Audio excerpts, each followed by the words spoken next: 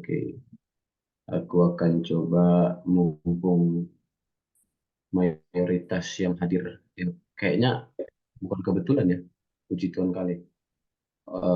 Orang-orang yang hadir, orang-orang yang terlibat di dalam pelayanannya, ya kan. Eh, jadi aku ambil eh, poin kita untuk malam ini itu hati yang melayani. Yang menjadi pertanyaannya adalah, sudahkah hatimu sehat dan siap, ya kan? Karena kita tahu hari-hari ini, bahkan mungkin ini sudah berulang kali menjadi eh, sumber permasalahan ataupun menjadi batu sandungan atau tembok penghalang bagi orang-orang yang mungkin eh, punya keinginan atau punya semangat untuk melayani, namun kadang-kadang eh, mereka tidak siap dengan segala sesuatu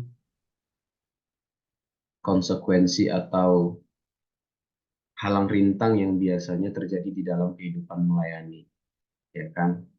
Makanya aku bikin notis di bawah judulnya itu adalah eh, subjudulnya, sudahkah hatimu sehat dan siap? Artiannya karena segala sesuatu di dalam kehidupan pelayanan itu adalah cerminan bagaimana diri kita sendiri sebenarnya.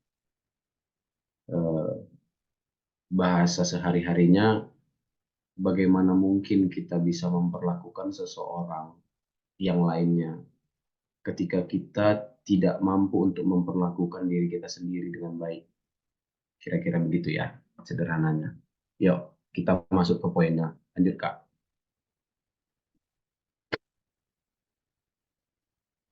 Oke, di sini ada pengertian menurut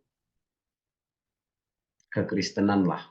Aku bisa bilang bahwa hati itu adalah sumber, ya. Eh, Hati itu adalah garis start, inti daripada inti, ya. Maka di situ aku bikin pengertiannya ibarat sumber mata air, ya kan? Kalau sumbernya udah kotor, maka kotorlah air yang dihasilkan, kotorlah air yang kita terima. Namun kalau sumbernya sudah bersih, sudah baik, maka hasilnya pun akan mengikuti. Ya, ayat pendukungnya itu, sorry, jadi menjadi pertanyaan bagi kita kan, eh, bagaimana kita bisa mengetahui atau bagaimana cara agar kita menjaga sumber itu agar tetap bersih, ya. Maka di situ aku bikin ada ayat pendukungnya dari Amsal 4 ayat 23, yang di situ tertulis bahwa jagalah hatimu dengan segala kewaspadaan, dan ini sudah sangat sering mungkin kita dengar, entah itu di quotes sosial media, mungkin di banyak pendeta-pendeta yang memberikan khotbah, ya. Artiannya adalah mengenai hati, mengenai sumber, itu berasal dari kitanya dulu. Kalau kita berbicara tentang eh, bagaimana hati yang melayani, ya, bagaimana kita mempersiapkan hati, pikiran, lalu eh, segala sesuatu perencanaan atau tindakan yang akan kita lakukan, yang eh, tujuannya adalah sebagai rasa syukur kita terhadap Tuhan, namun melalui, ya, melalui wadahnya adalah pelayanan, yaitu interaksi kita dengan rumah Tuhan dan orang-orang yang ada di dalamnya. Kira-kira gitu. Itu pengertian mengenai hati.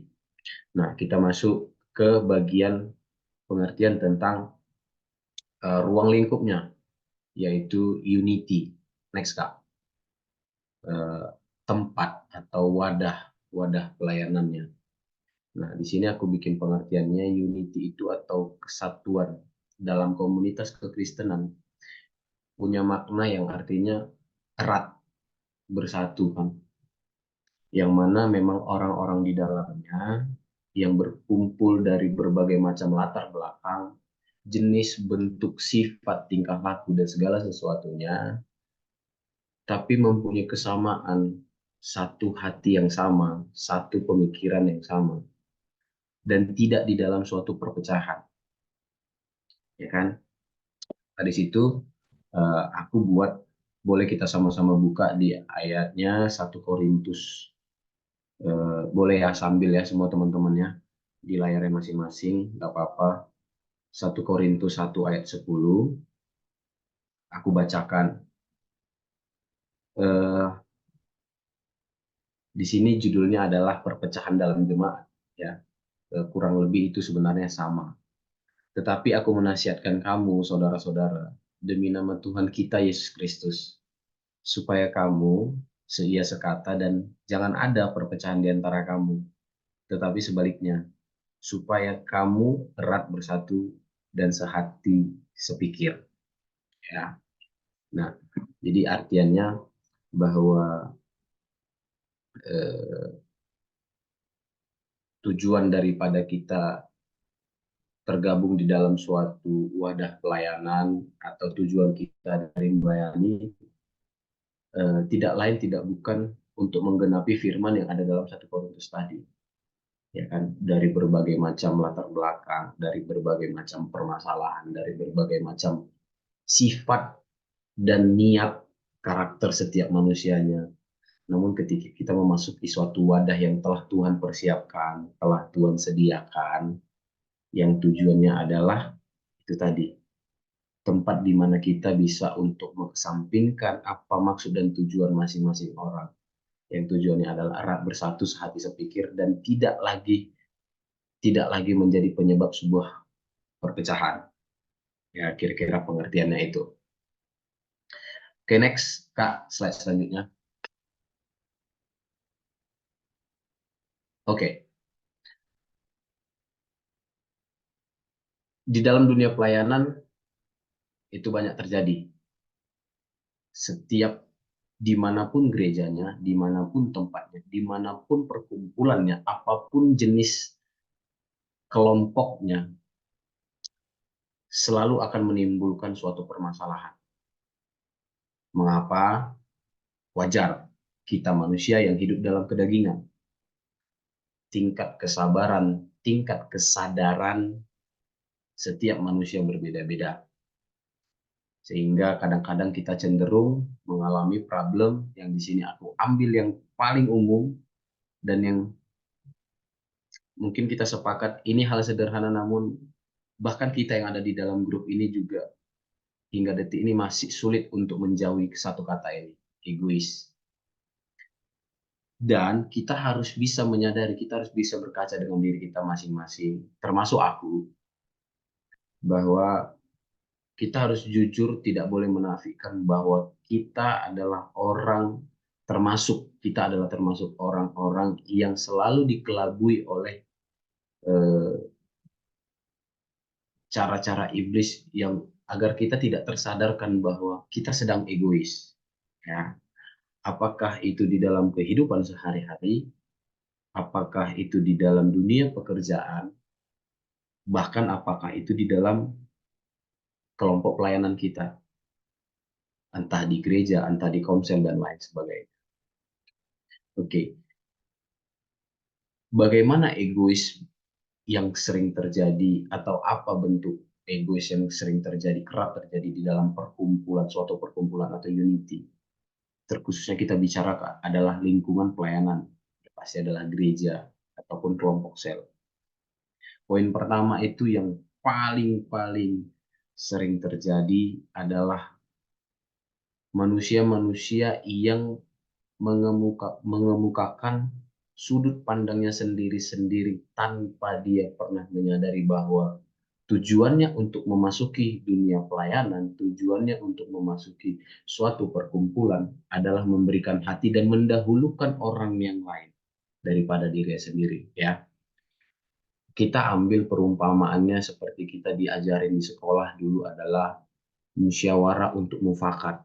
Ya, kita tahu ya sama-sama semua. Musyawarah untuk mufakat itu artinya kita boleh mengemukakan pendapat namun bukan atas dasar keinginan kita, tapi karena kita punya kesadaran bahwa pendapat kita ini bisa untuk dilakukan atau diterima oleh semua orang.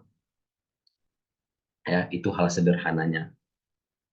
Maka egois yang paling sering kerap terjadi di dalam kehidupan pelayanan itu adalah melihat sesuatu hal atau memperdebatkan sesuatu hal hanya berdasarkan sudut pandang sendiri, tanpa mau mencoba untuk melihat sesuatu itu dari angle yang berbeda atau dari sisi yang berbeda, agar melihat sesuatu masalah atau sesuatu perbincangan itu jauh lebih lebih komprehensif kalau bahasanya, lebih ibaratnya kayak melihat lebih luas gitu, sehingga kita tidak terpaku seperti kuda yang dikasih kacamata yang menyelurus pada satu arah. Nah, egois di sini dimaknakan dengan melihat berdasarkan sudut pandang sendiri. Nah, yang kedua adalah mementingkan diri sendiri terlebih dahulu, lalu orang lain. Nah, jelas ini adalah suatu tindakan egois yang tidak mencerminkan atau tidaklah baik untuk dipertahankan atau dilakukan dalam dunia pelayanan. Karena judul kita tadi bagaimana memiliki eh, hati yang melayani, gitu, ya kan? Itu tadi korelasinya sudah lebih jelas soal pendapat, soal untuk mementingkan kepentingan diri sendiri daripada kepentingan umum atau kepentingan bersama. Ya, kira-kira begitu. Next, Kak. Problem yang kedua adalah yang paling sering terjadi dan paling sulit untuk kita bisa menyadari, namun ini masih terus dan kerap kita lakukan, entah itu dengan kesadaran ataupun tidak sadarnya kita. Status dan tujuan penghambaan. Ya, teman-teman sepelayanan, siapapun kita, ayo kita coba berkaca bahwa kadang-kadang apakah kita sudah tepat sasaran, alasan kita untuk melayani, kepada siapa kita sebenarnya menghamba, pada Tuhankah atau manusia? Kita bisa lihat banyaknya fenomena-fenomena sekarang tentang banyaknya kubu-kubu di dalam suatu gereja. Ya, kadang-kadang ada juga yang terlalu pro dengan pendeta yang ini, terlalu pro dengan penatua yang ini, dan lain sebagainya. Sehingga kembali lagi tadi ke problem reason pertama adalah egois, kan? Semuanya menjadi buyar, semuanya menjadi abu-abu kacau balau. Sehingga status dan tujuan penghambaan tadi kita lupa bahwa hati yang melayani itu yang seyogyanya memang ditujukan kepada Sang Pencipta, Tuhan. Namun pada kehidupan kenyataan kita, semua terjebak. Kita harus bisa sadari bahwa kita pun adalah pelaku-pelaku, entah itu dengan sengaja ataupun tidak, menghamba pada manusia dalam kehidupan sehari-hari sekarang ini. Banyak fenomena-fenomenanya. Mungkin fenomena banyak perpecahan gereja yang terjadi pada zaman-zaman sekarang bisa jadi ini adalah cikal bakalnya ini tadi, poin, karena adanya status dan tujuan penghambaan yang salah, yang keliru. Mungkin, ya. Kedua, butuh pengakuan dan dianggap benar. Ya, itu berlanjut korelasinya. Artinya, kita bisa lihat bentuk-bentuk gereja-gereja yang terpecah belah. Semua mencoba untuk menyudutkan atau mengerdilkan gereja-gereja yang tidak sejalan dengan dia. Banyak kita lihat fenomena-fenomena. Mungkin kalau kita berbicara gereja terlalu besar, kita coba untuk di lingkungan kita sendiri, lingkungan kecil kita, ya kan? Kadang-kadang kita bergabung di dalam kelompok satu, lalu mungkin adanya perdebatan atau suatu topik pembahasan yang menimbulkan suatu perdebatan yang mengharuskan orang mengemukakan pendapatnya, namun adanya cara-cara yang salah sehingga mungkin satu tidak suka dengan yang lainnya sehingga yang satu keluar terus membuat kelompok baru lalu membicarakan kelompok lama dan ya kita tahu sama tahu ya itu fakta dan mungkin di antara kita pernah terlibat di dalam hal-hal seperti itu ya itu menjadi alasan suatu permasalahan di dalam kehidupan pelayanan zaman-zaman sekarang ini. Oke, poin ketiga adalah ini dia yang paling penting. Semua orang mencoba untuk melakukan pembenaran terhadap apa yang diyakininya, apa yang dia pelajari, apa yang dia dapat, tanpa dia pernah mau melihat kembali ke dasar bahwa esensi kebenaran dalam Kristus itu sendiri seperti apa.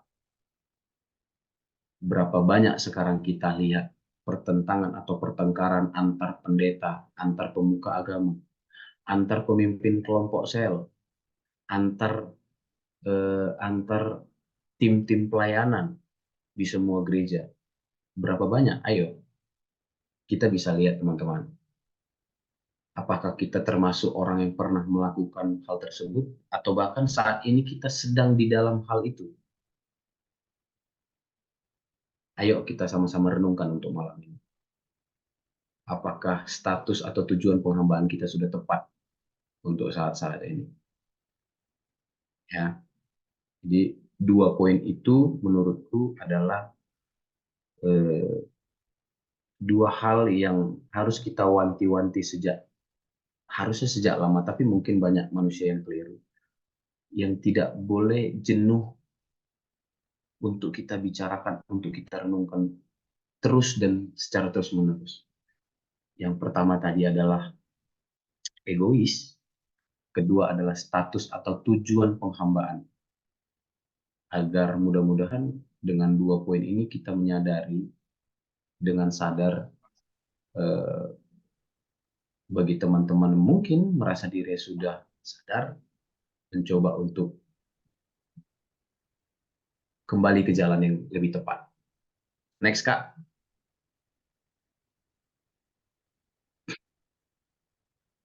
Oke, kan setelah dua permasalahan tadi,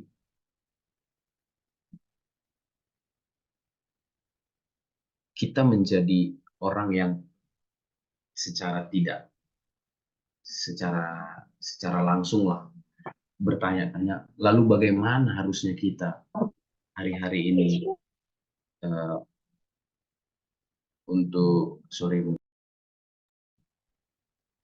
bagaimana hari-hari ini kita untuk melakukan atau mengetahui atau membuat hati seorang pelayan itu seperti apa, hati yang melayani. Kita kembali pada judul tadi yang pertama, sumbernya dulu yang kita perhatikan. Nah, di sini menjadi ayat pendukungnya kembali ke awal tadi, menjaga hatimu, jagalah hatimu dengan segala kewaspadaan. Ya, teman-teman ya.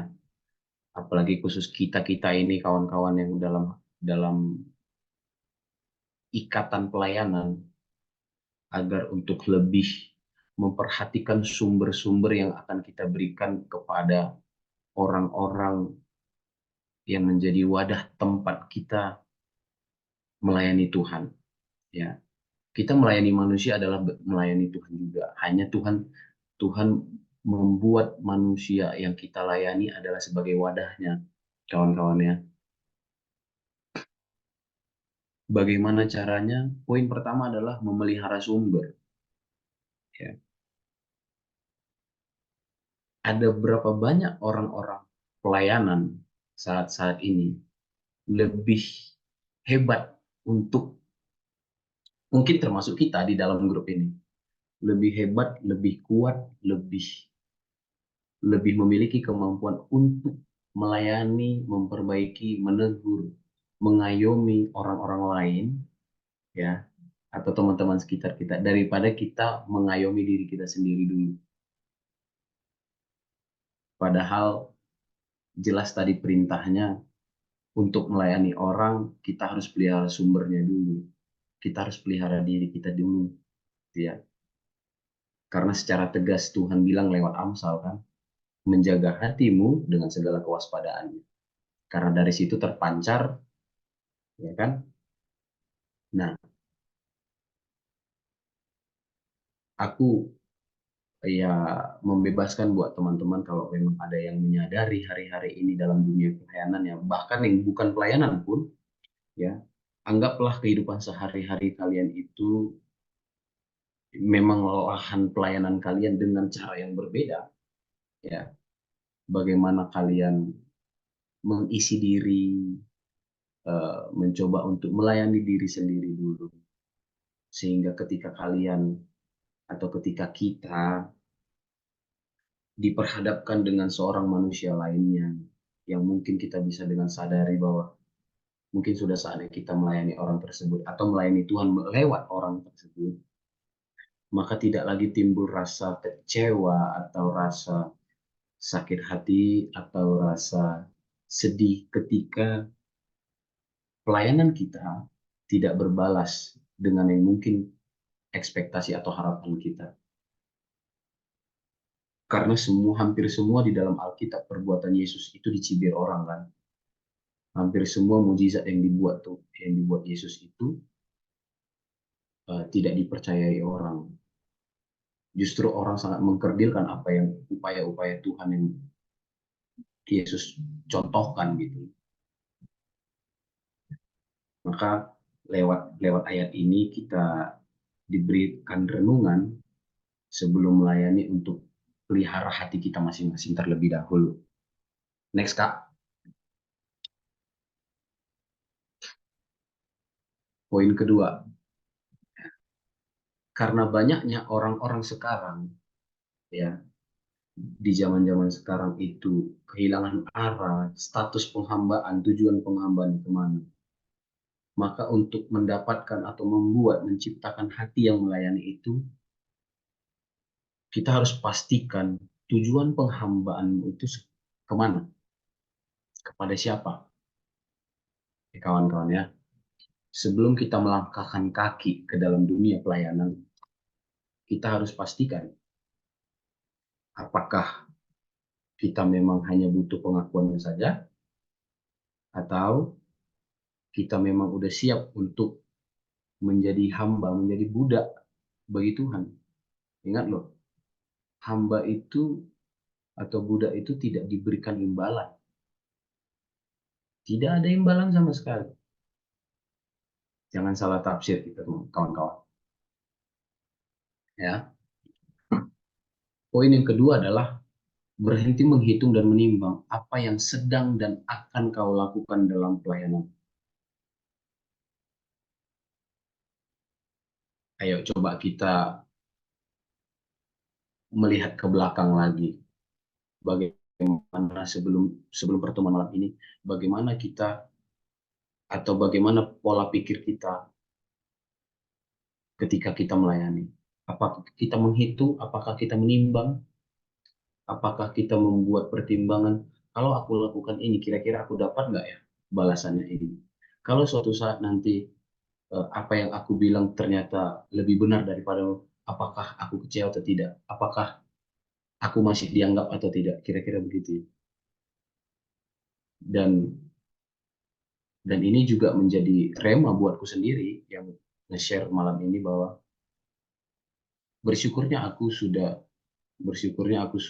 di dalam dunia pelayanan mungkin 2010, ya mungkin ada 10 sampai 12 tahun dalam pelayanan. Bersyukurnya teman-teman, mungkin ini sedikit kesaksian. Hingga detik ini aku belum pernah mencoba untuk menghitung dan menimbang apa yang menurutku harusnya kembali padaku ketika aku sudah melayani. Tapi percayalah, ketika kita tidak menimbang dan menghitung itu, justru semua yang Tuhan tambahkan, semua yang tidak pernah kita harapkan, dengan sekejap mata Tuhan jadikan.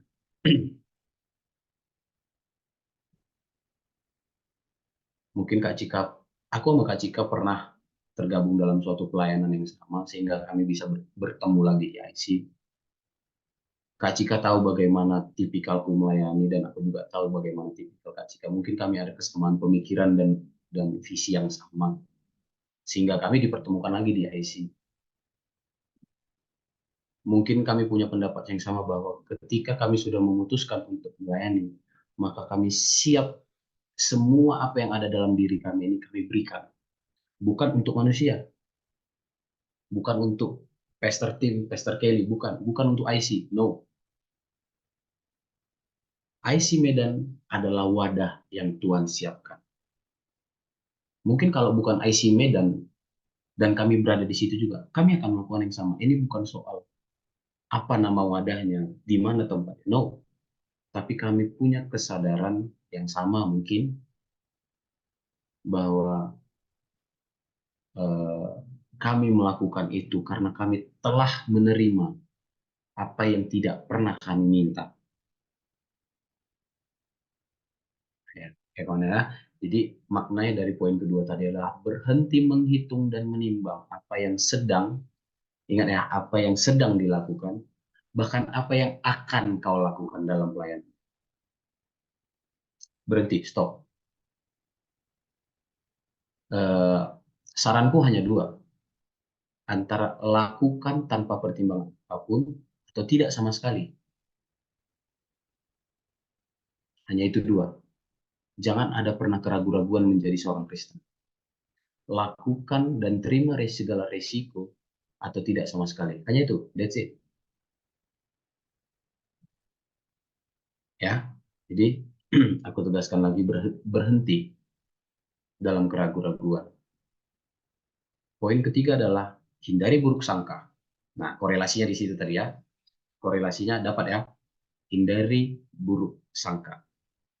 Karena dari poin kedua tadi, biasanya akan muncul apa ya, bahasanya apa ya, eh, kalau orang yang suka memikir negatif itu apa biasanya orang bilang, istilah katanya, Overthinking apa negatif iya thinking? ya, overthinking. Nah, biasanya poin kedua itu akan memunculkan atau memberikan efek dampak buruk sangka, entah itu terhadap wadah pelayanannya, entah atau bahkan terhadap diri kita sendiri.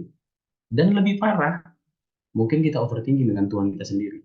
Ayo, ayo, berapa orang yang mungkin di poin ketiga yang aku bilang tadi, mungkin lebih parahnya kita overthinking dengan Tuhan kita sendiri. Ayo, apakah aku pernah sering, mohon maaf, sering, ya, ada berapa banyak di antara kita yang mungkin memiliki eh, apa pengalaman yang sama tentang buruk sangka. Ayo, jadi, so how to make sure that we can make heart of servant? Hindari. Yang pertama tadi, pastikan arah tujuan. Kau mau kemana? Pesan ini mau kau sampaikan kemana? Tindakanmu ini ke siapa tujuanmu? Alamatnya harus tepat. Jangan sampai salah sasaran. Kedua, berhenti dalam keraguan-raguan. Stop. Jangan menghitung, jangan menimbang. Ketika kau yakin, lakukan. Ketika tidak atau belum yakin, mending jangan. Stop. Ketiga adalah upayakan, usahakan untuk tidak berburuk sangka. Karena mungkin ayat pendukungnya kita buka kawan-kawan di Alkitab kita masing-masing, biar aku bacakan di Filipi 2 ayat 1 sampai 11. Ya, aku bacakan. Jadi judulnya di sini, nasihat supaya bersatu dan merendahkan diri layaknya seperti Kristus. Itulah. Ayat pertama aku bacakan, jadi karena dalam Kristus ada nasihat, ada penghiburan kasih, ada persekutuan roh, ada kasih mesra, dan belas kasihan. Karena itu sempurnakanlah sukacitaku dengan ini. Hendaklah kamu sehati sepikir dalam satu kasih, satu jiwa, satu tujuan. Dengan tidak mencari kepentingan sendiri atau puji-pujian yang sia-sia. Sebaliknya, hendaklah dengan kerendahan hati yang seorang menganggap yang lain lebih utama daripada diri sendiri. Ayat 4. Dan janganlah tiap-tiap orang hanya memperhatikan kepentingannya sendiri, tetapi kepentingan orang lain juga. Hendaklah kamu dalam hidupmu bersama, menaruh pikiran dan perasaan yang terdapat juga dalam Kristus Yesus. Yang walaupun dalam rupa Allah tidak menganggap kesetaraan, ingat, tidak menganggap kesetaraan dengan Allah itu sebagai milik yang harus dipertahankan, melainkan telah mengosongkan dirinya sendiri dan mengambil rupa seorang hamba dan menjadi sama dengan manusia. Dan dalam keadaan sebagai manusia, ia telah merendahkan dirinya dan taat sampai mati, bahkan sampai mati di kayu salib. Itulah sebabnya Allah sangat meninggikan dia dan mengaruniakan kepadanya nama di atas segala nama, supaya dalam nama Yesus bertekuk lutut segala yang ada di langit dan yang ada di atas bumi dan yang ada di bawah bumi, dan segala lidah mengaku Yesus Kristus adalah Tuhan bagi kemuliaan Allah Bapa.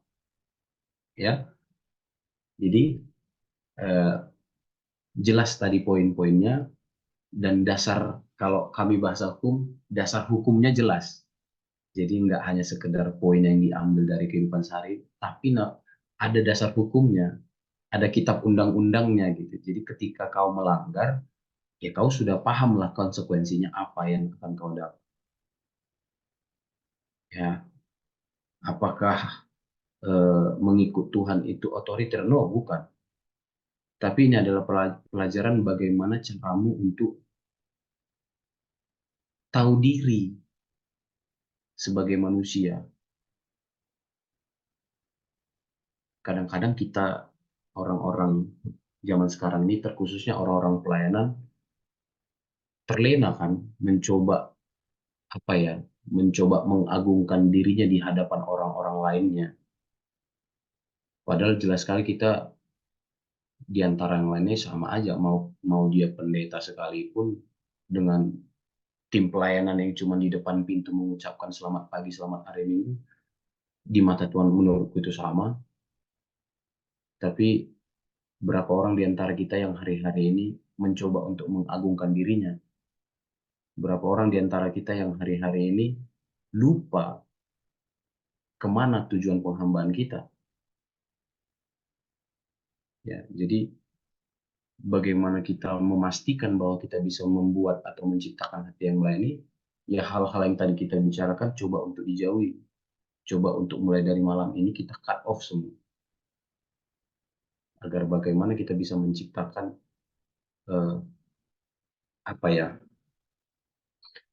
orang yang mempunyai rasa sabar yang wise kita bilang, menerima segala apapunnya. Kita bisa menerima. Jadi jelas dari Filipi tadi kita belajar kan, tolak ukurnya adalah apa yang Allah senangi dari karakter Yesus. Maka ketika dia mengosongkan dirinya, kita kosongkan diri kita. Kita layani siapapun orang di dalam gereja, siapapun orang yang ada di lingkungan rumah kita, siapapun kita coba. Aku bukan bilang kita harus, no. Kita coba. Apakah kita coba sehari dua hari? Enggak. Setiap hari kita coba perbaharui. Agar kita tahu, karena menurutku hanya itu satu-satunya cara bagaimana kita merasakan apa yang Yesus rasakan. Terlalu omong kosong kalau kita setiap hari mendengarkan khotbah, kita setiap hari datang ke gereja, setiap hari kita aktif di pelayanan. Tapi kalau kita tidak mencoba untuk meletakkan diri kita menderita, terlalu omong kosong, kita bisa mengenal Kristus, kawan-kawan. Jadi lewat poin-poin ini adalah yang aku bilang, coba letakkan dirimu di titik yang paling rendah, serendah-rendahnya, agar klien bisa rasakan apa yang Yesus rasakan terdahulu. Sehingga ketika kita sudah merasakan kesakitan itu, penderitaan itu, mudah-mudahan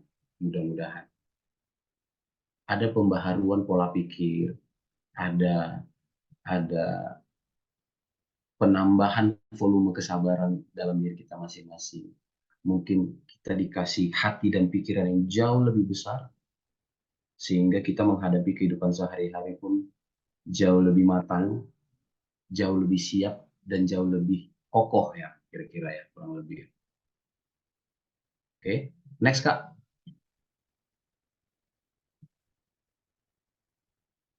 Nah, ini tadi ya korelasinya.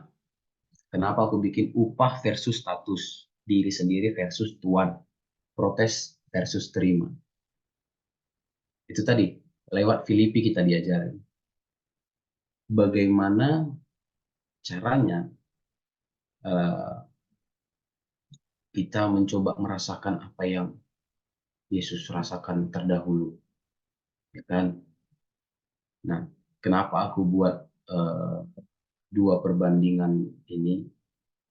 Kita kita kita kasih perbandingan, kita kasih perumpamaan seperti buruh ya, buruh para pekerja. Mereka bekerja, mereka melakukan segala sesuatunya itu dengan maksimal demi upah.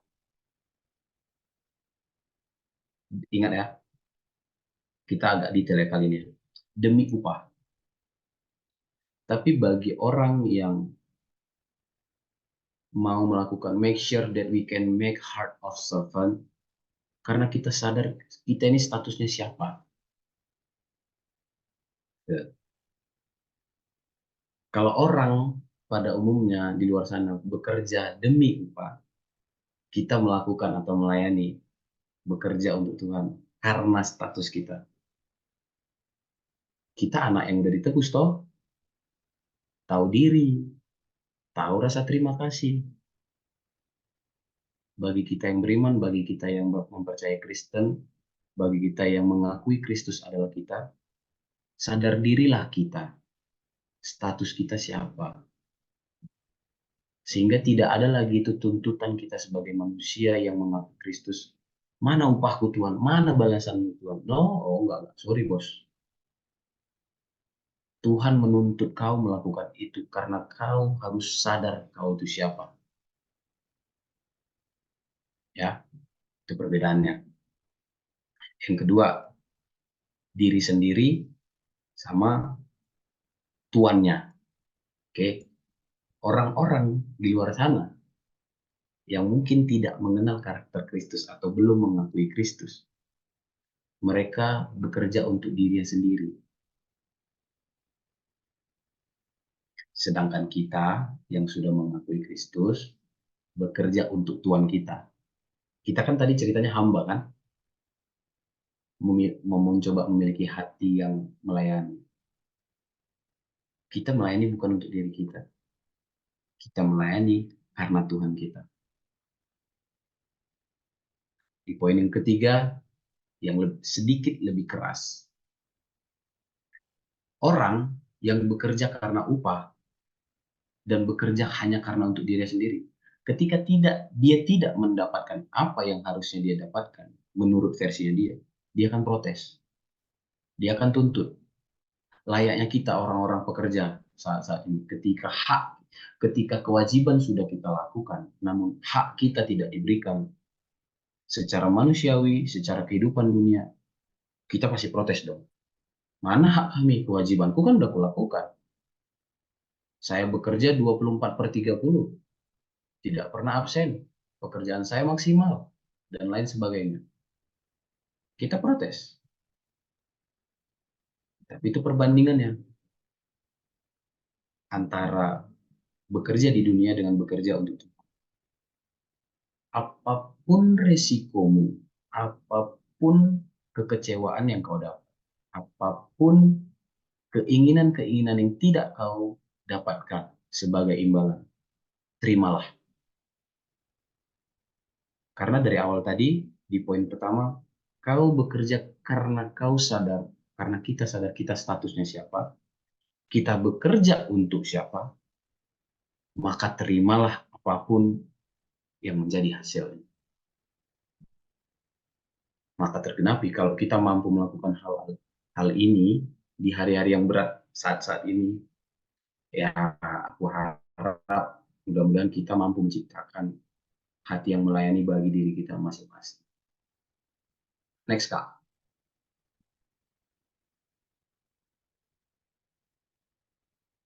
Nah, setelah itu semua, aku menyimpulkan dari Pengkhotbah 4 ayat 12. Ya kan, kesimpulannya, agar menjadi seorang yang memiliki hati melayani, ternyata trik and triknya hanya sederhana. Ada dari Pengkhotbah 4 ayat 12. Di situ dibilangkan hidup dengan damai. Nah, berkesinambungan dengan Amsal 4 ayat 32 tadi, menjaga hati. Tapi untuk dalam kehidupan prakteknya, jaga tindakan dan perkataan kita. Kenapa? Kenapa di pengkhotbah diperintahkan menjaga tindakan dan perkataan? Karena dari awal tadi judul kita adalah bahwa ketika kau ingin memiliki hati yang melayani, ingat sumbernya dulu. Kalau bukan kau sumbernya yang bisa kau, kalau bukan kita sumbernya, nggak mungkin dari orang lain. Sehingga jaga dulu sumbernya. Dengan cara apa? Ini tadi diperintahkan. Tindakan dan perkataan kita. Dalam kehidupan sehari-hari, dalam kehidupan pelayanan, dalam kehidupan berkeluarga, dalam kehidupan bekerja, pekerjaan. Dan, nah, masuk ya korelasinya, agar kita menjadi alasan kehadiran kita ya ketika kita sudah siap menjadi sumber yang baik bagi orang lain, biarlah kita lewat lewat izinnya Tuhan menjadi alasan alasan unity tadi terbentuk, kesatuan itu semakin erat, dan kita bukan lagi menjadi pemecah kesatuan seperti yang terjadi dalam kehidupan sekarang ini. Ya, jadi kesimpulan kita malam ini, aku singkat, nggak banyak. Jadi poin-poinnya tadi udah, permasalahannya yang kerap terjadi itu tadi, kuncinya hanya di dua tadi. Di awal sebagai pembuka, kita coba lihat sumbernya. Ketika kita udah siap dari sumber nih, ya kan, bukan padang bulan, bukan pada sumber padang bulan. Ketika sumbernya sudah kita jaga, maka nanti dari hulu kita juga jaga juga. Kita safety kan lah dari hulu. Nah di hilir kita pakai Pengkhotbah 4 ayat 12. Jadi dari awal mula air itu untuk mengalir sampai dia kemana tujuannya. Mudah-mudahan kalau kita tekun untuk menjaga dua ayat ini tadi, ya semoga kita mampu untuk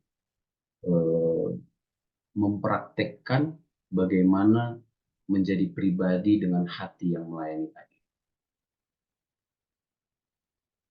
Oke, kira-kira semuanya dapat ya? Hidup dengan damai kawan-kawan. Ayo, termasuk aku juga. Ayo kita hari-hari ini kita coba mulai malam, mulai besok kita bangun pagi, kita coba renungkan, apakah kita masih mau ngotot bahwa enggak, mereka yang salah, dunia yang salah. Tapi atau coba kita untuk tarik diri, kita tiru bagaimana Kristus untuk mengosongkan dirinya sehingga dia disenangkan Allah. Bayangkan, begitu dia mengosongkan dirinya, sekejap mata Allah mengangkat harga diri Tuhan, gitu, harga diri Kristus. Ketika kita hidup damai, kita sudah menjaga tindakan dan perkataan, dan kita pastikan diri kita adalah alasan kenapa sebuah satu kelompok itu semakin erat, bukan menjadi perpecahan.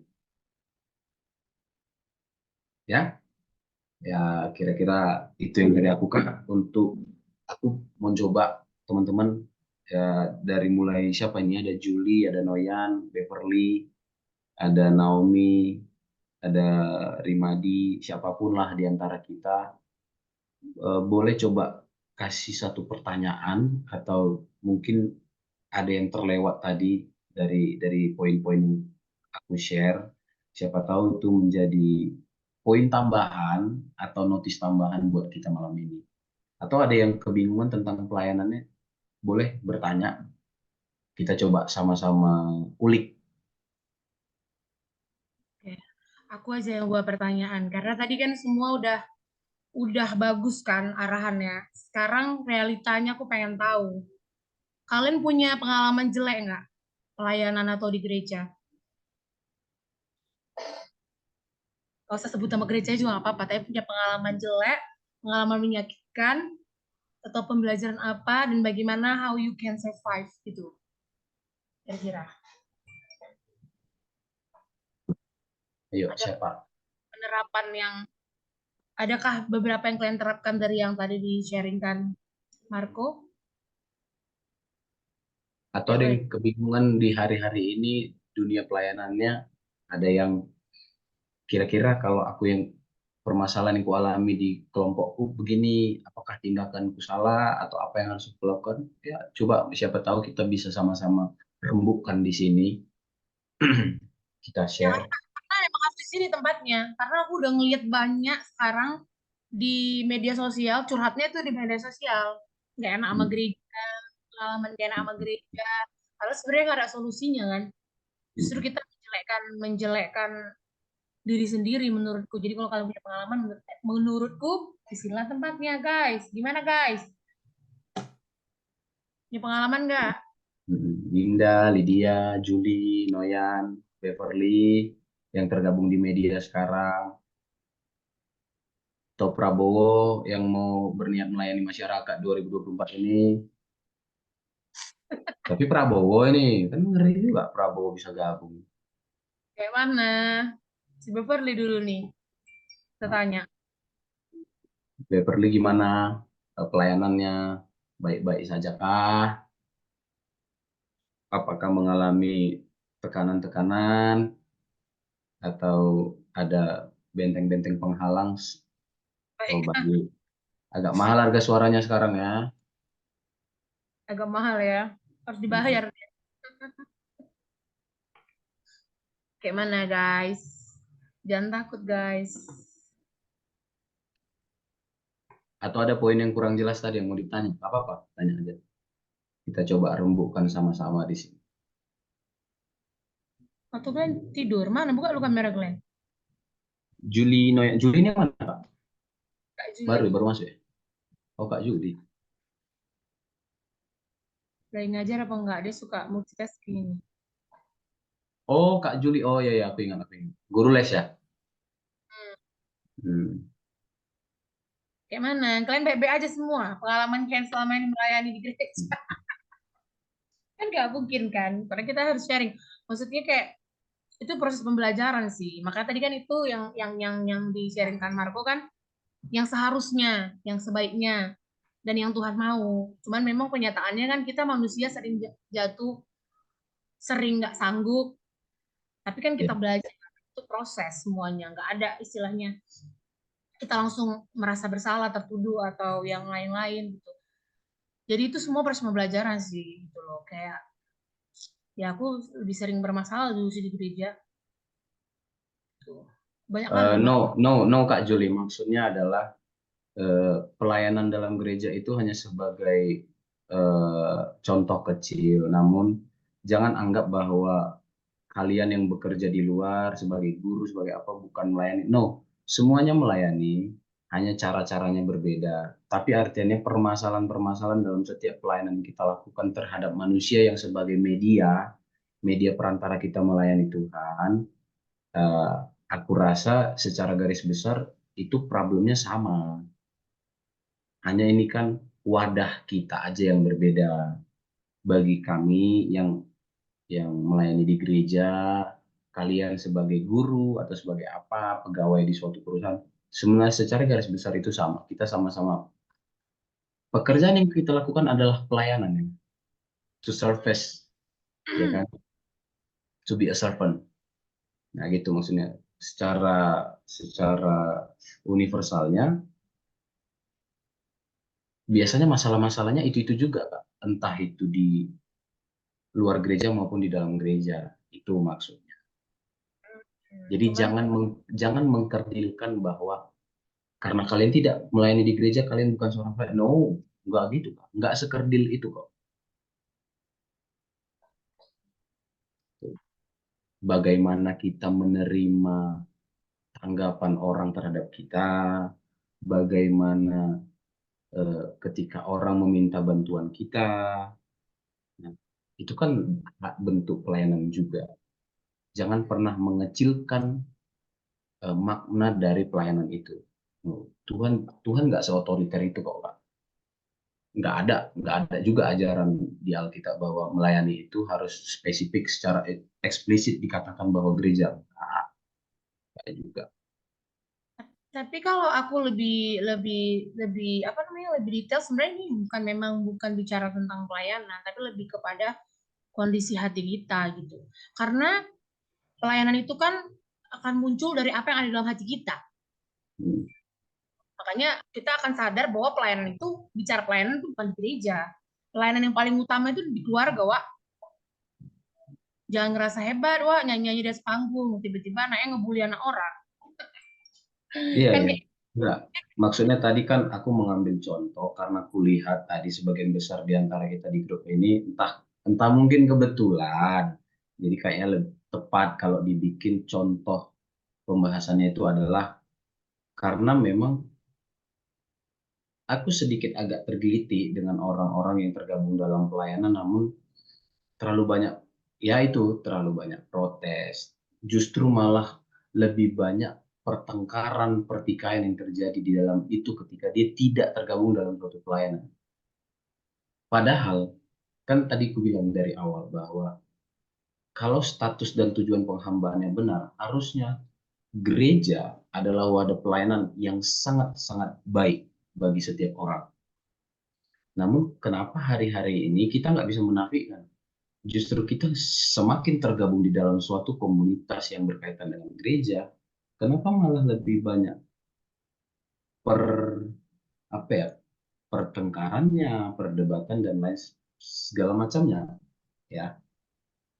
Tapi bukan seluruhnya aku pandang negatif, namun mungkin kalau kita coba lihat dari sisi yang lainnya, mungkin di sini adalah tempat atau wadah juga yang Tuhan berikan secara tidak eksplisit, secara istilahnya Tuhan kasih challenge secara halus, apakah kita mampu di challenge gitu loh, dengan ya biasalah di dalam kelompok-kelompok gereja itu biasa ada orang yang mencoba dirinya benar atau salah gitu ya.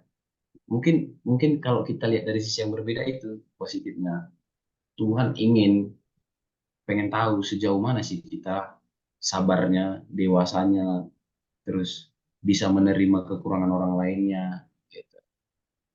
Itu tadi bukan, aku nggak harus berbicara tentang gereja juga sepenuhnya malam ini.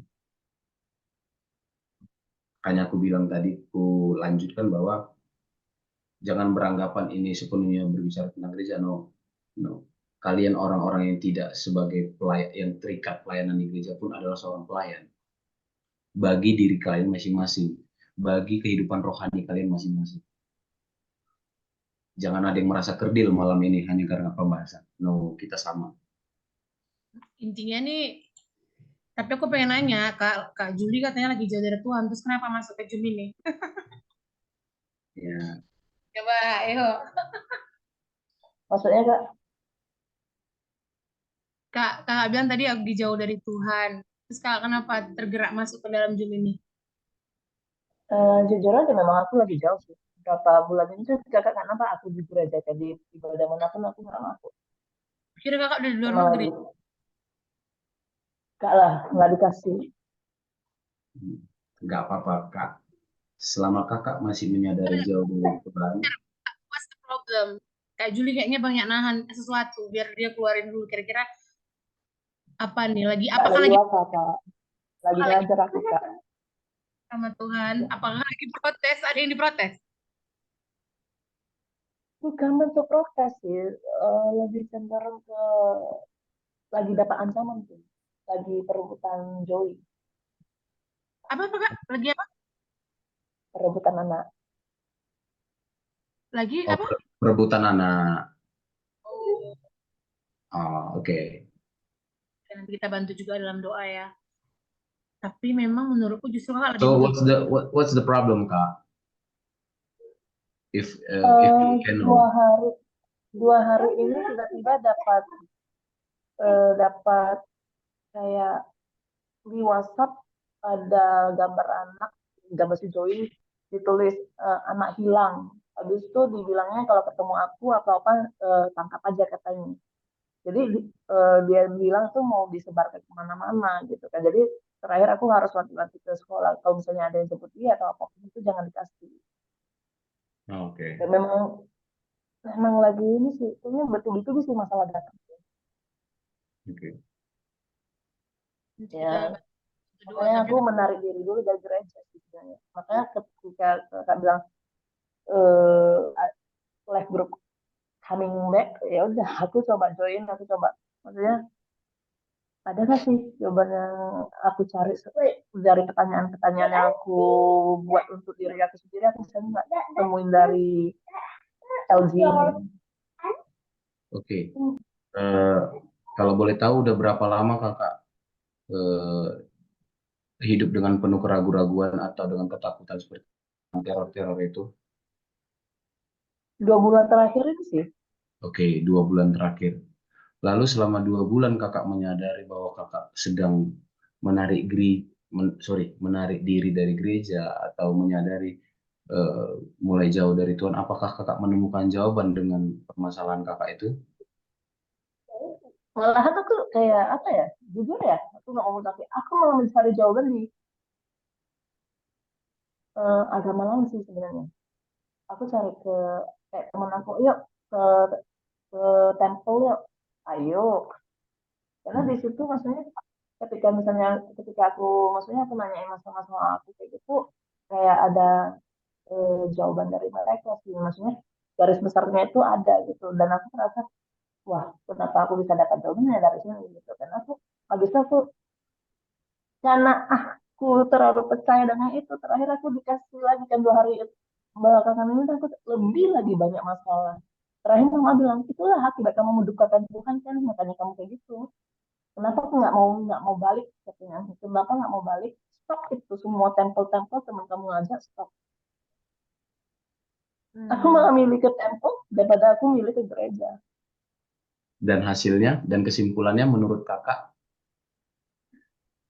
Hmm, sebenarnya dari akunya ya jujur ya mungkin karena aku lagi ada masalah atau apa kan, karena aku merasa ada jawaban di situ gitu loh. Maksudnya aku harus jaga-jaga. Tahu lah kalau tempel itu kan hanya masalah apa dikasih eh, kira-kira jawabannya tuh dari masalah kamu itu kayak gimana, akibat dari kamu dulu itu kayak gimana. Mereka kan lebih banyak bahas ke yang masa lalu kan. Oke, Habis oke. itu kayak aku kayak aku yang ke Kamboja tuh, aku bertanya-tanya loh. Awalnya aku bertanya ke Tuhan, Tuhan aku mau ke Kamboja tuh.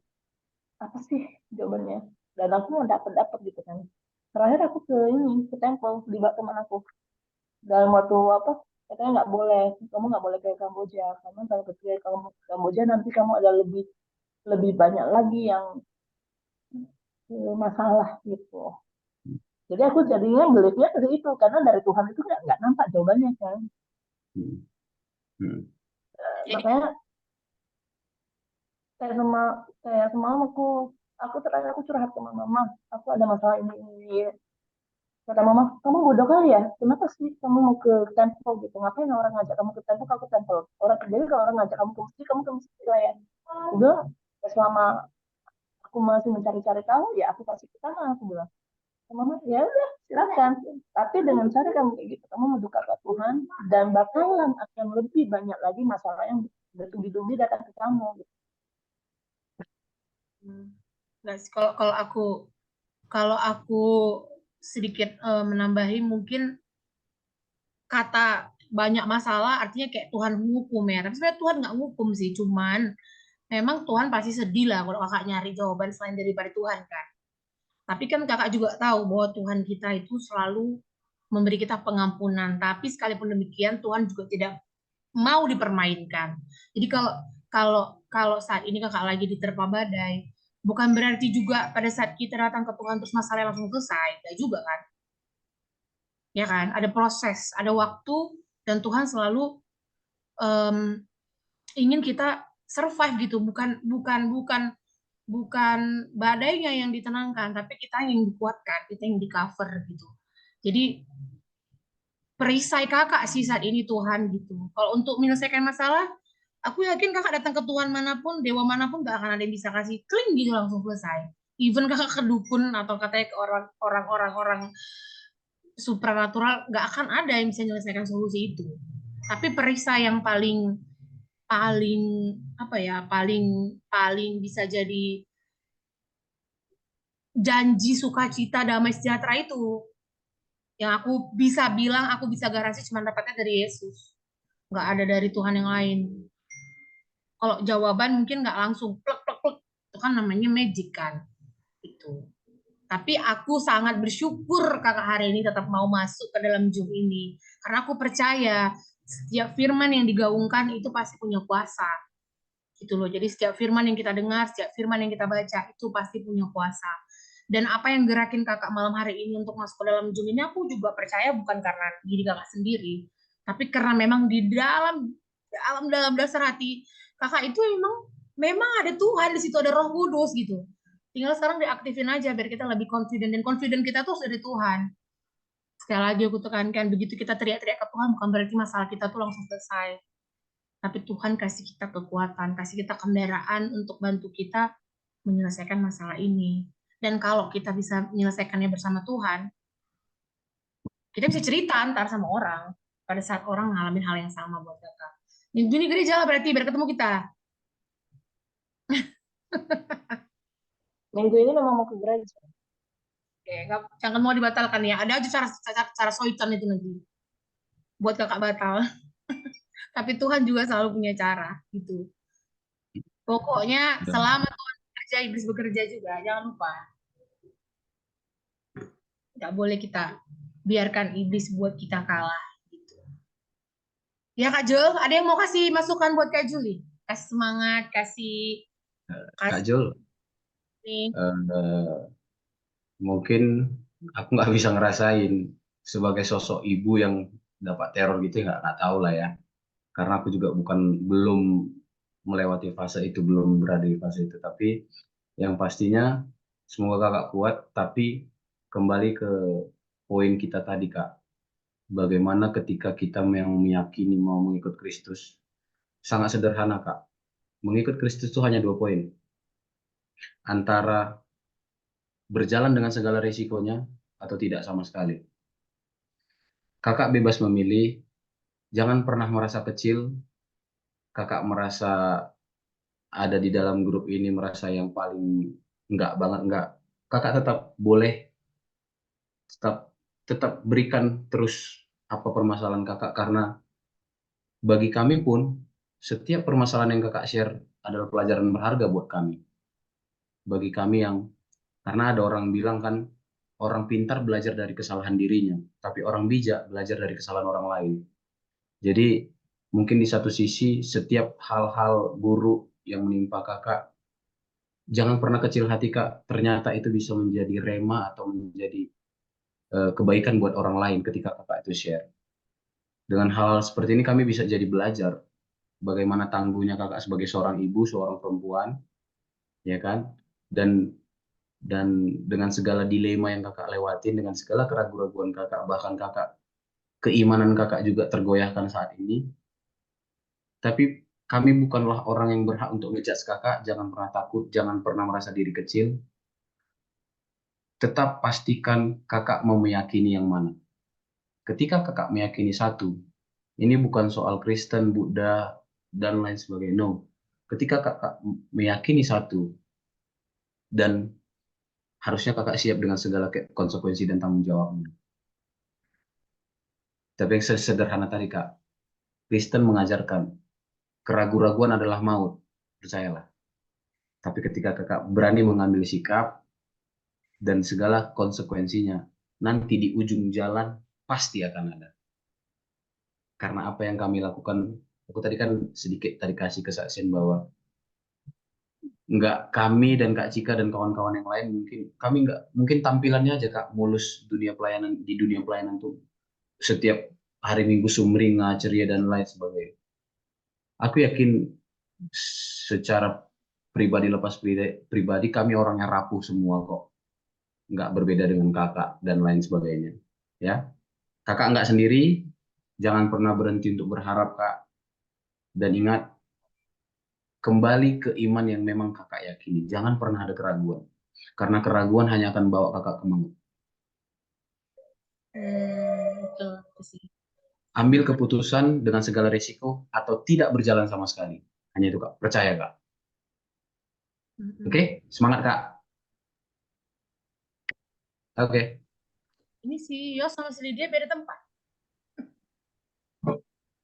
Bang Yus lembur, Kak. Aku sendirian. Enggak, lagi begaduh kami, lagi begaduh. Sedih. Kami tinggal di mes sekarang. Oh, dia mes kelas sekarang. Gimana, guys? Yang lain? Oke, Kalau aman? aku bisa gak ngasih apa sama Kak Juli dan juga Ya, boleh. tentang diskusi kita ya. Kak Boleh Juli dong. masih ada ya? Ada. Tuh, udah, tapi Ada udah ya. off. Mudah-mudahan Kak Juli dengar lah. Benar sih, aku setuju sama Kak Cika bilang ketika kita datang kepada Yesus itu bukan semerta-merta, memang ada beberapa kasus memang Tuhan akan menjawab itu, memulihkan, menyelesaikan permasalahan, tapi nggak semua. Mungkin di bagian Kak Juli, kakak, setiap kita pasti memiliki permasalahan yang berbeda-beda, ya kan? Ada saat-saat tertentu ketika kita berdoa, menangis kepada Tuhan, tidak ada jawaban, Tuhan seolah terdiam. Makanya ada istilah the hiddenness, kesembunyian Tuhan. Tuhan tidak ada. Bahkan Yesus sendiri ketika di kayu salib, Eli lama sabachthani, Allah Bapa tidak langsung mencabut dia. Bahkan ketika apa? Biarlah cawan ini berlalu daripada aku, kata Yesus. Tapi bukan kehendakku yang jadi. Yang poin yang ketika kita, aku sangat bersyukur ya, aku juga melewati mungkin bukan bagian keluarga yang kakak Juli hadapin saat ini ya. Tapi kurang lebih ada juga ketika aku kecewa sama Tuhan, ketika ada doa yang tidak dijawab. Seolah-olah Tuhan itu tidak menjawab doa gitu. Padahal pelayanan. Ada juga sangkut pautnya tadi. Apa ya yang didapat ya, kayak sia-sia Tuhan aku melayani engkau tapi engkau tidak ada gitu kan.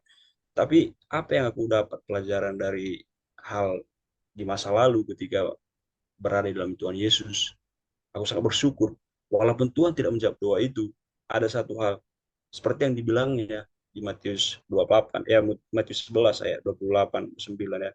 Yesus berkata, marilah kepada aku semua yang letih lesu dan beban berat, aku akan memberikan kelegaan kepadamu. Pikulah kuk yang kupasang dan belajarlah kepada aku, karena aku lemah lembut dan rendah hati, dan jiwa akan mendapat ketenangan. Itu yang kupegang, di mana kita itu ada harapan, kita tenang walaupun Tuhan tidak menjawab menyelesaikan permasalahan kita, tapi ada kekuatan yang bisa dibilang supernatural gitu ya, bisa legowo, bisa kayak let it go, tenang aja, Tuhan akan bekerja mau cepat mau lambat, dan dia akan memberikan solusi di luar beyond our thoughts gitu ya, di luar daripada logika kita. Dan ya mungkin saat ini Tuhan tidak langsung menjawab, kita tidak tahu ke depannya, atau Tuhan lagi menempah kita tidak tahu, misterius itu. Tapi yang pasti Tuhan memberikan kekuatan Kak Zul. Jadi seberapa berat permasalahan yang Kak Juli hadapi saat ini, nampaknya Tuhan tidak menjawab, percayalah. Tuhan bukan tidak menjawab, tapi ada sesuatu yang kita tidak tahu. Yang pasti kakak datang kepada Tuhan Yesus, dia akan memberikan kekuatan supaya kakak bisa melewati kekuatan pengharapan yang janji Tuhan ini yang dia pasti tepatin. Itu jadi menurut kami Kak di sini ya, nggak usah pergi kemana-mana ke dewa atau kemana, datang aja kepada Yesus malam ini, curhat sama dia, bilang aja, Tuhan Yesus, aku nggak sanggup melewati permasalahan ini, bantu aku. Klaim perjanji Tuhan Yesus ini, Matius 11 ayat 28, klaim bisa seperti itu. klaim aja perkataan Yesus, janji Yesus yang tertulis dalam Alkitab. Percaya deh, Tuhan akan berikan kekuatan, Kak. Dan lihat solusi apa yang Tuhan berikan, karena Tuhan bekerja di depan kita. Itu untuk Kak Julia. Tadi kan ini kita ke topik yang tadi pelayanan ya. Tadi aku nunggu sih, kawan-kawan belum ada pelayan. Sebagai mantan pelayan, pasti ya. Dengar gak ya? Dengar. Suaranya kok kecil ya? Dengar ya? Jujur, kayaknya aku belum pernah ketemu pelayan itu yang nggak ada kasus. Bukan maksudnya nggak pernah merasa kayak benar-benar bersuka cita, tidak ada masalah, tidak ada apa namanya kayak tekanan, kayaknya nggak ada. Belum pernah ketemu, pasti ada, termasuk aku sendiri. Tapi apa yang aku dapat ketika pelayanan adalah, ini aku cerita sedikit lah ya, gimana pengalaman pelayan itu. Aku merasa pernah dari satu ketika itu pelayan itu di gereja kita, ya gereja kita itu kayak itu betul-betul itu bukan kayak gereja guys. Tapi ini aku bilang jujur aja ya, kan tadi kita ngomong jujur gitu ya. Aku baru apain gitu. Kenapa? Karena kita itu dituntut profesional, dituntut sangat, dilakukan itu seolah-olah organisasi. Nggak boleh ada sedikit pun cacat ketika kita pelayanan. Nggak boleh ada terlambat sedikit, nggak boleh apalagi, nggak boleh ada salah langsung dia bilang, kamu itu gini ya, kita ini harus bagus, on time dan semuanya. Memang bagus on time.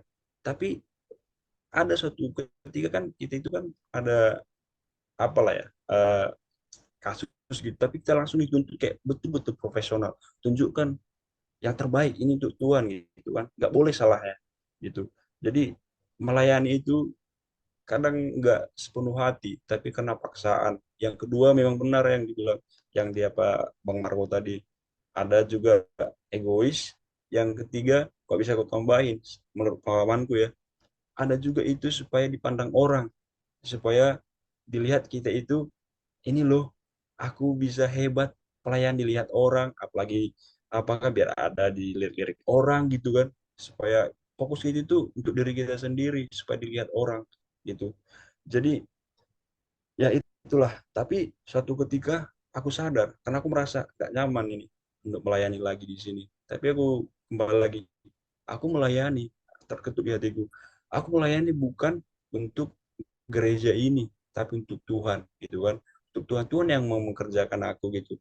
Apapun yang dilihat mereka, tak aku kurang bagus ya, bagi Tuhan itu lihat kemurnian hatimu gitu, cek kamu itu melayani untuk siapa gitu sih, kalau menurut pengalamanku. Eh, itu sih kalau pelayanan, cek lagi kita itu melayani Tuhan gitu ya. Kalau kita jangan juga melayani dengan asal-asalan gitu. Nah, itulah di lingkungan pelayanan ya, termasuk juga Nggak bisa, nggak aku di ngerti sini. ya. Kenapa? Salah, salah, Ada yang salah. apa tadi? No, enggak. Oh, salah Lanjut, deh. lanjut. Ya, jadi di sini juga aku melayani kemarin. Eh, ya nggak ada yang sempurna yang gerejanya. Ketika di pelayan di sini, orang-orang itu begitu cuek. Kita yang baru nggak dirangkul, nggak di apa gitu kan. Jadinya aku juga keluar dari pelayanan. Di sini juga aku keluar jadinya pelayanan, dan memang aku pindah ke gereja lain. Itu sebagai apa ya? Sebagai, dan karena memang gerejanya juga nggak sesuai dengan gereja yang selama ini seperti si Medan ya, makanya aku juga pindah, dan pindah pelayanan juga dari situ. Itu sih. Dan lebih bisa aku aplikasikan juga itu di pelayanan kayak dunia kerja ya. Ini juga masuk ke, karena aku relate tadi semuanya.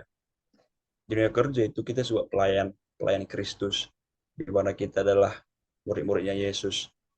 Seperti aku bilang pernah sharing, aku di sini mungkin talenta atau karunia diberikan Tuhan untuk memberitakan tentang Dia. Ketika aku bekerja di si hotel ini dengan kawan, karena kami ada tim-tim gitu, aku usahakan selalu sharing tentang Yesus, siapa Yesus, baik yang ateis, yang Katolik, yang Hindu, karena ada orang Bali juga kan. Aku selalu ada tergerak hati untuk memberitakan tentang Yesus. Bahkan kemarin masih diskusi sama orang Italia, dia Katolik, yang agak religius. Jadi tapi ada satu ketika itu ada orang Jepang juga, ada orang Jepang dia ateis. Jadi aku ngomongin tentang Yesus. Tapi satu ketika ada pekerjaan yang agak slack seperti itu. Terus aku kayak nggak mau kayak menyapa dia. Tapi akhirnya aku diketuk Tuhan. Bagaimana kamu memberitakan tentang Yesus, tapi kamu memberikan respon kepada dia, tidak menyapa dia, gitu kan? Kasih dong, kasihnya sesimpel itu, greet gitu. Siapa? Padahal aku karena apa ya? Karena kayak kecewa gitu. Jadi aku nggak nyapa. Dan banyak hal lain juga gitu di pekerjaan yang aku minta tentang Yesus, tapi aku tidak menunjukkan 100% tentang seperti aku juga nonton khotbah Asy Medan, pastor apa dibilang kita ini akan eh, apa mini version of Christ katanya kan, mini version oleh Kristus. Jadi ya itulah, kita itu memang menjadi pelayan.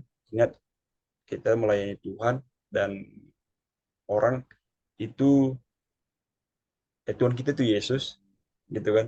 Jadi kita melayani ladangnya Tuhan itu, ingat ke apa fokusnya kepada Tuhan Yesus. Itu sih dari aku, teman-teman. Terima kasih. Ya, betul, betul, betul. Setuju. Bukan di gereja ya, justru itu yang paling apa namanya, pakai mental ngomong sama orang. Kira guys, dan lagi kalian mana yang baru masuk hari ini, tolong dulu nampakkan mukanya. Nomi sama Dinda, perkenalkan diri, nampakkan wajah, nanti coba di jalan nggak kenal pula.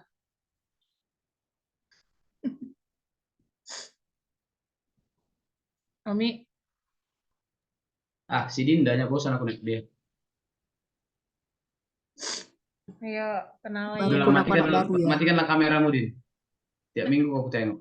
Ya, terus Bang, terus. Perkenalkan diri kau. Oh, aku Kak. Hai guys. Loh, ini kan teman-teman. Kak Naomi ini pernah masuk sama kita kan? Belum. Oh, belum.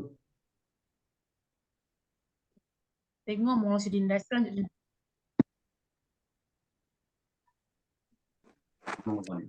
Lanjutlah Din, nama. Oh, lanjut. Ya. Ya, nama Makes. Kerjaan sekarang, aktivitas sekarang. Namaku Dinda Ayu. Panggil aja Dinda. Aku tinggal di Panjur Batu. Terus aku masih 20-an. Kesibukan sehari-hari.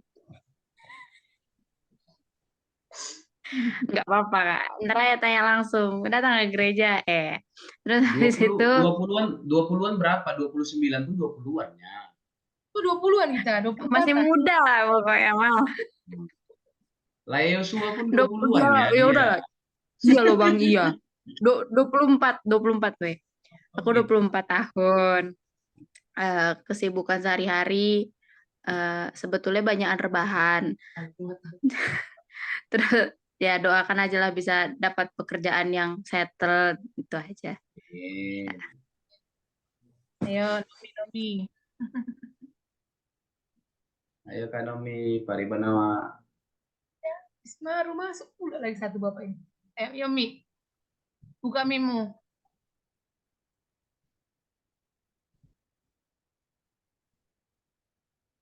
Unmute. Udah mau pulang kami Pak, baru masuk Bapak. Halo.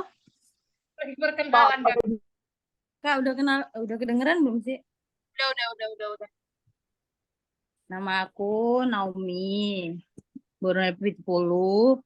Umur tahun ini 30. Amin. Kan aku suruh bilang umur. Mas Marco ini Ikutin.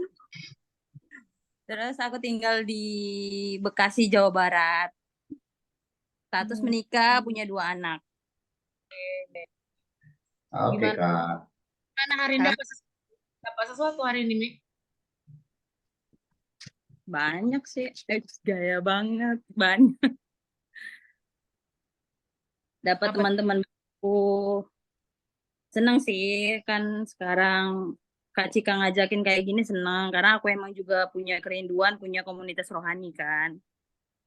Di tengah keterbatasan aku yang kebanyakan di rumah. Karena kan aku ibu rumah tangga, nggak kerja gitu. Ya, ternyata tadi setelah aku dengerin, ini kayak satu wadah untuk discuss, terus itu saling sharing, saling motivasi satu sama lain. Karena kalau bicara soal iman ya, menurut aku walaupun kurang lebih 29 tahun aku hidup, kayaknya aku merasa imanku udah diuji banget sejauh ini. Karena kurang lebih Kak Cika juga tahu apa yang terjadi di dalam hidupku selama kurang lebih 29 tahun ini gitu. Mungkin nanti kalau ada yang case-nya aku pernah alamin, mungkin aku bisa sharing juga di tempat ini gitu sih. Buat yang Kak Juli tadi, apa ya? Kalau memang Mau pergi orangnya, mau pamit. oh udah pamit tuh. Kita dengar. Ya udah nggak usah deh kalau gitu. Akhir kata salam kenal buat kita semua itu aja sih. Oke, thank you sudah bergabung. Ya dia sama kita. Tunggu dulu. Kak Naomi tuh kayaknya kakaknya kakak temenku nggak sih pas SD? Itu dulu si Agul juga. Iya kan? Nama temennya Daniel. Iya, Nabi Tupulo. Iya, ya ampun. Sempit kali dunia ini, mau bilang gitu kok kan. Ya ampun, titip salam, Kak. Apa kabar dia? Oh my God. Daniel Nabi Tupulo. Iya, temen SD-ku sampai kelas 4 kan? Iya, dia adik aku. Ya ampun, mirip banget sumpah. Salam kenal. Sempit kali dunia ini, bilang lagi tuh. Iya, aduh ampun, dia nggak bisa ngapa-ngapain. Oke. Titip salam nggak sama Daniel? Ayo, udah mau kita tutup kok. Jangan langsung keluar. Ayo foto kita. Sebelum kita tutup. Kayak mana lagi nih Bapak Lihar ini? Baru pulang ya? Baru sampai rumah sih lagi dia tengok masih pakai kemeja. Ya, nggak apa-apa Bang Aman. Nanti next time kita bikin lagi ya. Selfie sama Pak Prabowo. Mana jadi ajak foto dadah memang. Ayo foto yuk sebelum doa yuk. Lydia tutup doa nanti ya. Hari ini kok nggak ikut nih ke Ri? Lagi sakit dia, Kak. Panas banget sih di sini. Cepat dia tidur. Baik. Ayo kita foto yuk, Din. Mana Pak Prabowo ini biar foto dulu. Mana mukanya? Aku mau pindahkan kameraku dulu, jelek kali ini kamera ini.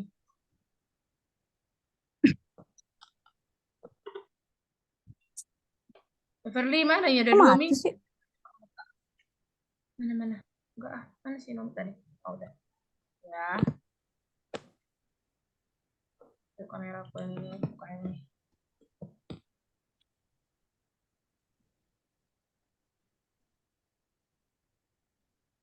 Mana, Be? Bentar aja. Yuk. Mana lagi Bang Rio nih? Tidur. Mana papi kalian, Kak? Mana papi? Ayo. Satu. Apalah biar jadi tanda tanya Prabowo nanti. Masyarakat Indonesia. 1, 2. Lagi.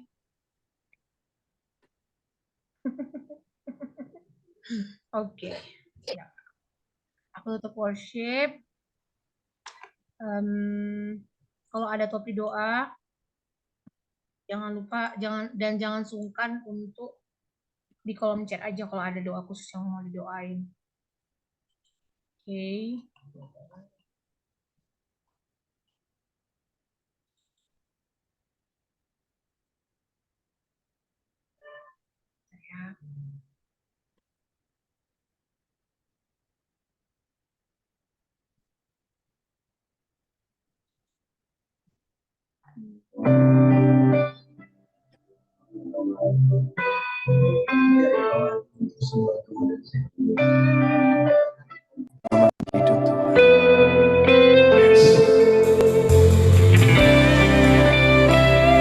Nyatakan isi hatimu bagi kami.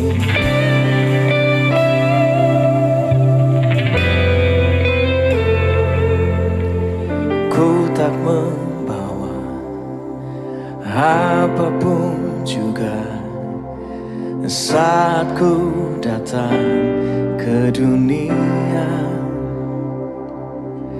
ku tinggal semua pada akhirnya saat ku kembali ke surga.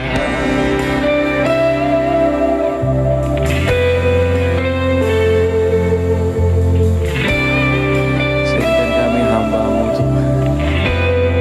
Nyanyi bareng-bareng ya, katakan. Ku tak membawa apapun juga saat ku datang ke dunia. Amin. Ku tinggal semua pada akhirnya saat ku kembali ke surga.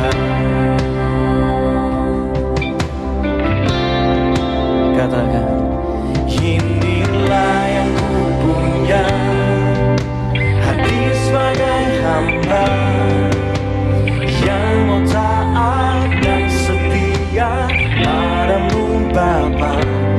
Kemana pun ku bawa hati yang menyembah dalam roh dan kebenaran sampai selamanya.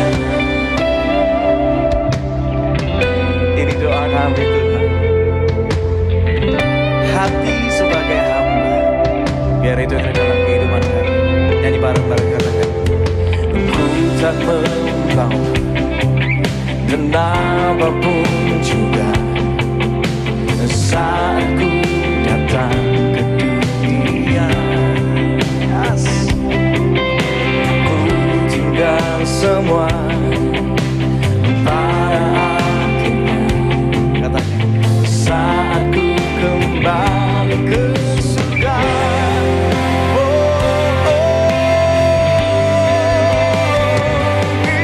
Inilah yang ku punya, yes, hati sebagai hamba yang mau taat dan setia padamu Bapa.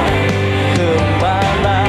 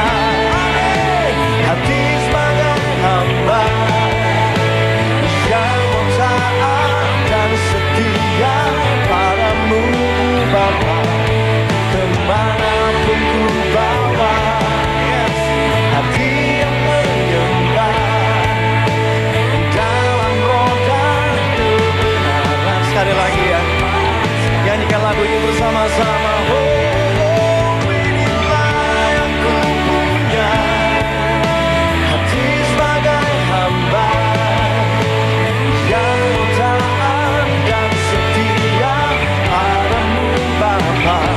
Kemanapun ku bawa, hati yang menyembah di dalam roh dan kebenaran sampai samanya. Dalam roh dan kebenaran sampai samanya.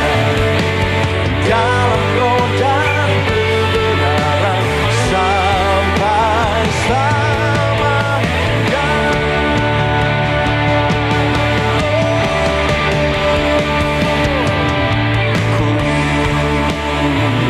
Mau sepertimu Yesus, katanya, sempurnakan selalu dalam.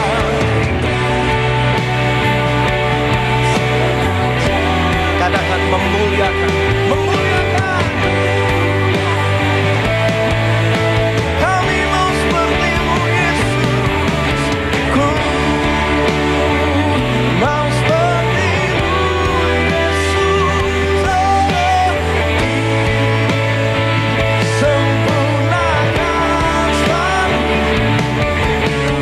dalam senang jalanku. Memuliakan. Sekali lagi angkat tanganmu tinggi-tinggi dan katakan bersama-sama. Oh yes, ku mau sepertimu Yesus. Amin. Sempurnakan selalu dalam senang jalanku. Memuliakan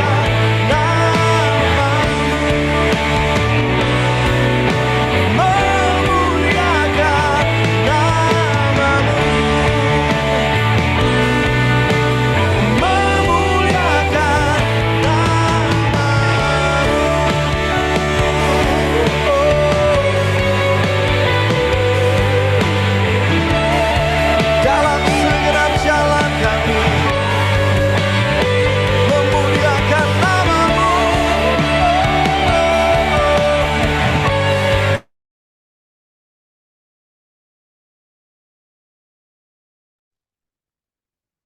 Oke, mari kita bersatu dalam doa. Tuhan Yesus, makasih untuk malam ini. Makasih Tuhan untuk sharing firman kami. Makasih untuk live group berdampak. Makasih Tuhan untuk kesempatan kami bisa saling sharing, bertukar pikiran, dan juga saling menguatkan Tuhan. Aku bersyukur, kami bersyukur Tuhan untuk hadirnya Kak Cika, untuk hadirnya Bang Marco, untuk Ulisha, Bang Lihar, Kak Naomi, Bang Rio, Bang Rimadi, Bang Yosua, dan juga untuk orang-orang live group yang mungkin tidak bisa kami sebutkan satu persatu. Kami bersyukur Tuhan untuk live group yang luar biasa ini Tuhan. Makasih juga Tuhan kepada abang kami Tuhan, kepada Bang Marco yang memberikan waktunya dan juga sharingnya Tuhan, sehingga kami dapat terberkati dan juga semakin memahami satu sama lain, memahami apa arti suatu pelayanan Tuhan. Bapak ajar kami agar kami dapat memiliki hati yang betul-betul murni Tuhan, yang betul-betul takut akan Tuhan, sehingga apa yang kami lakukan, apa yang kami berikan kepada orang lain itu memang murni Tuhan, bukan karena ada maksud terselubung, tapi karena memang dari ketulusan hati kami. Ajar kami Tuhan, agar kami dapat selalu bertumbuh kepadamu. Ajar kami juga agar kami dapat melayani Bapa dengan hati yang sungguh-sungguh, baik itu ke keluarga kami tentunya, untuk pekerjaan kami, untuk lingkungan kami, bahkan untuk hal-hal yang mungkin sepele di mata orang lain. Ajar kami Tuhan, kalau kami itu sadar kalau kami itu berharga. Setiap hal kecil sekalipun yang kami berikan kepada orang lain, itu pasti Tuhan perhitungkan. Ajar kami juga Tuhan, kalau kami melihat segala sesuatunya bukan dari sudut pandang kami sebagai manusia, bukan dilihat dari keegoisan kami semata, tapi melalui sudut pandang juga Tuhan. Tuhan, kami juga berdoa Tuhan untuk semua pergumulan orang-orang yang mungkin ada di live group ini Tuhan. Engkau tahu Tuhan, Engkau yang paling mengenal kami, Engkau yang paling mengenal hati kami, Engkau yang paling tahu Bapa isi hati kami, dan Engkau yang paling tahu yang terbaik untuk kami. Kami berdoa Tuhan, Engkau lah yang memberkati kami satu persatu dimanapun mereka berada, jauh dekatnya Bapa. Kau melindungi kami, memberkati keluarga kami, berkati masa depan kami, berkati semua keinginan kami. Kami juga berdoa Tuhan, untuk Kak Juli yang mungkin dalam suatu problem Bapak, Tuhan kami memang tidak tahu sebagai manusia bagaimana kondisinya Bapak, tapi kami percaya Tuhan, Kaulah yang mengerti, Kaulah yang mengenal, dan Kau juga lah membantu kakak kami Bapak. Kaulah Bapak yang menenangkan hatinya Tuhan, agar dia dapat sembuh, agar dia dapat pulih, dan dia dapat dimerdekakan untuk segala ketakutannya. Kami juga berdoa Tuhan untuk adik kami, adik Otan, yang mungkin lagi sedang sakit Tuhan, Kaulah yang mengangkat sakitnya Tuhan, Engkau yang mengubahkan itu supaya dia segera pulih, segera sembuh, dan segera beraktivitas dengan biasa. Kami juga berdoa Tuhan untuk pemerintahan kami Tuhan yang baru melaksanakan pemilu. Tuhan kami nggak tahu alurnya seperti apa. Kami juga sebagai manusia hanya bisa menyerahkan keputusan yang terbaik itu berdasarkan apa yang Tuhan tetapkan. Tapi kami percaya Tuhan siapapun pemimpin yang terpilih nantinya itu adalah pemimpin yang hatinya ada untukmu Tuhan, hatinya ada untuk rakyat, dan hatinya ada untuk Indonesia. Kami berdoa untuk kesatuan Tuhan, kami tolak segala perpecahan, segala iri dengki, segala amarah Tuhan, biarlah segala sesuatunya ini berjalan dengan baik Tuhan. Kau berkati Indonesia, Kau berkati orang-orangnya, Kau berkati pemimpin-pemimpinnya sampai bawahannya sekalipun.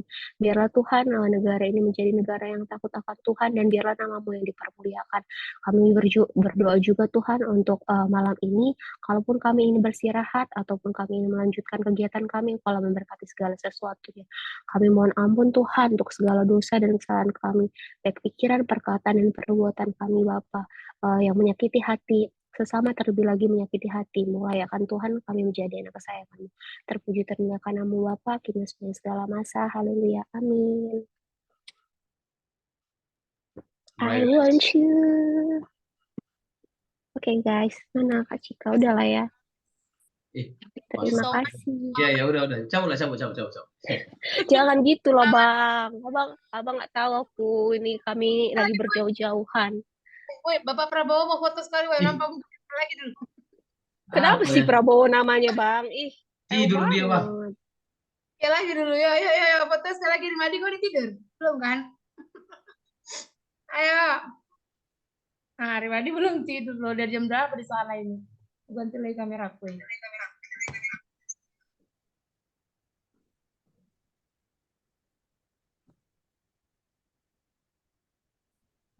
Ayolah. Yuk. Ayo, 1, 2. Kok aku ketutup? Jangan marah dulu bentar. Satu rumahnya orang ini pala lah beda kamera.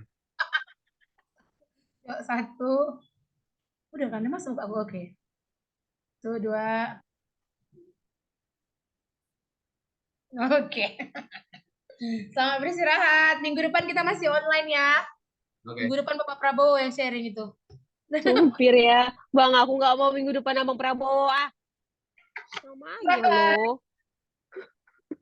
Udah Bang. Selamat makan dan istirahat ya, Lihat. Tuhan berkati. Tuhan berkati.